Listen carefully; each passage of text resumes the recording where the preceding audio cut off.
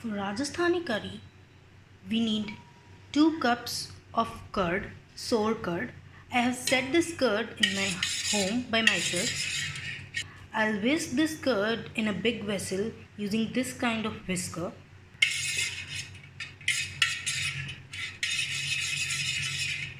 When whisked properly, let's go to the next step. So I'm making this Rajasthani curry for 2 people. The quantity is for 2 people. Next step is we'll add on some water.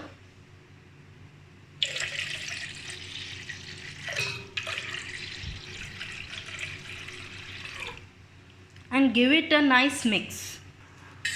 Friends, we just need to make sure that this mixture is neither too thick and nor too watery. Okay, so the mixture should be like this, and half of the vessel is filled with the mixture. We'll go to the next step. Next, what I'm going to do is I'm gonna mix a little bit of ground flour or besan, what we call in our homes, which is easily available in any household, to this mixture.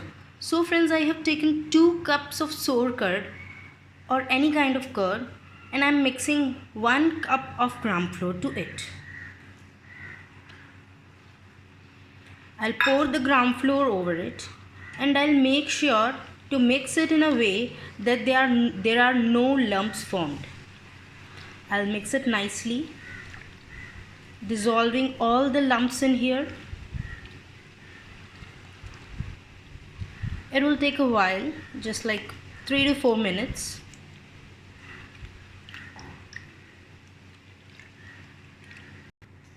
So we can see all the lumps are dissolved now.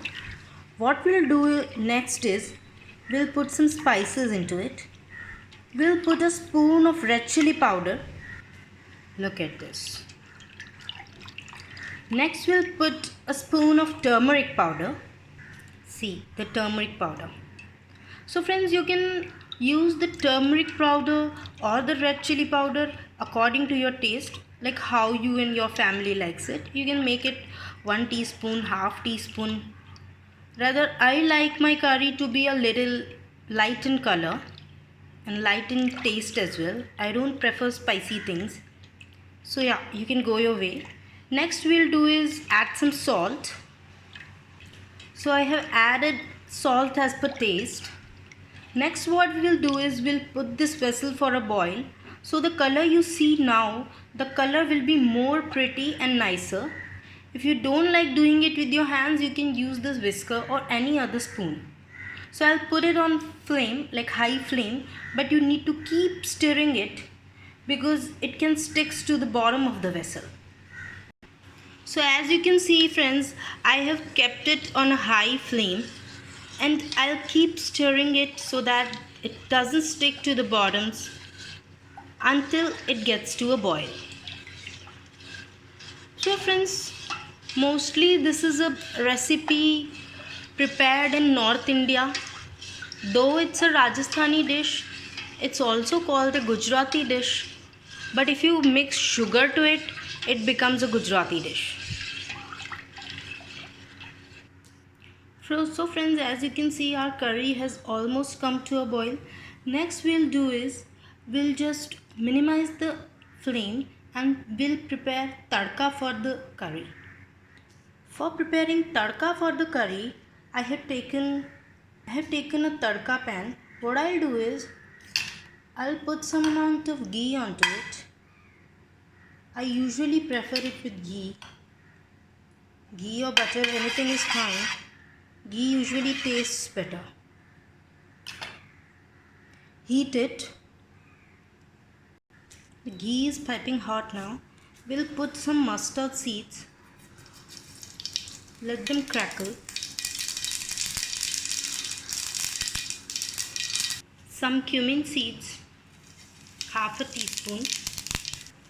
Some fenugreek seeds or the methi seeds.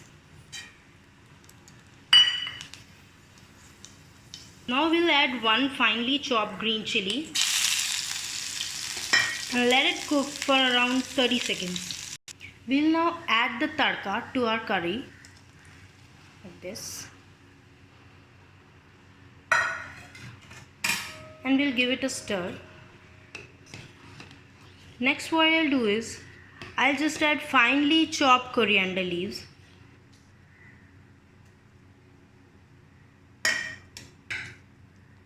Give it a mix. See how nice the color is. The texture of the curry is really good. It's like, just I said, not too thick as well as not too watery. The next step is you can just give it a boil and it's ready to serve. It's usually can be eaten with chapatis or rice. I usually prefer it with rice. Please like, share and subscribe to my videos, Nikki Cooks.